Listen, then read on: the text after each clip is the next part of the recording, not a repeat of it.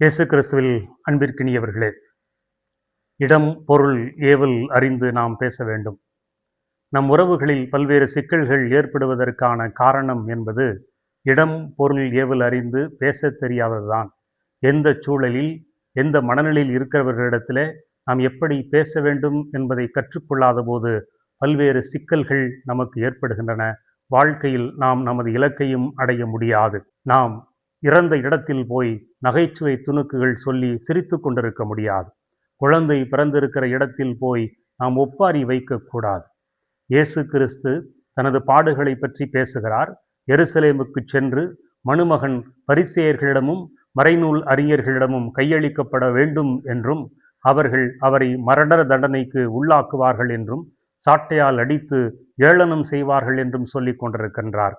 ஆனால் அங்கே தனது சீடர்களுடைய தாய் ஒருவர் வந்து தனது மகன்கள் ஒருவர் வலதுபுறமும் மற்றவர் இடப்புறமும் அமர வேண்டும் என்பதை பற்றி பேசுகிறார்கள். சீடர்கள் கோபப்படுகிறார்கள். இயேசு பாடுகளை பற்றி பேசுகிற போது இவர்கள் மாட்சியிலே அமர்வதை பற்றி பேசுகிறார்கள் என்கிற கோபம் அல்ல. ஒருவேளை தாங்கள் அந்த இடத்திற்கு வரலாம், அதை பற்றி பேசலாம் என்று இருக்கிற போது தாயை வந்து அழைத்து கொண்டு வந்து இங்கே அந்த இடத்திற்காக இவர்கள் பரிந்து பேசுகிறார்கள் என்பதாக இருக்கலாம். அல்லது இயேசு இறந்ததற்கு பிறகு நம்மிடத்திலே யார் பெரியவர், யார் தலைவராக இருக்க முடியும் என்பதை பற்றி அவர்கள் பேசிக் கொண்டிருக்கலாம். அதனால் தான் ஆண்டவர் சொல்லுகின்றார், உங்களிடையே அப்படி இருக்கக்கூடாது. அன்பிற்குரிய சகோதரிகளே, சகோதரர்களே, அந்த சீடர்கள் உண்மையிலேயே இயேசு கிறிஸ்து பாடுகள் படுவதை பற்றி பேசுகிற போது அதனுடைய விளக்கத்தை கேட்டிருக்கலாம். மணுமகனை இப்படி பாடுகள் பட வேண்டுமென்றால் நாங்கள் எப்படி இதற்கு முற்பட வேண்டுமா என்று கேட்டிருக்கலாம். அல்லது இந்த பாடுகளை ஏற்றுக்கொள்வதற்காக நாம் எப்படி அந்த மனநிலையிலே வளர வேண்டும் என்பதை பற்றி அவர்கள் கேட்டிருக்கலாம்.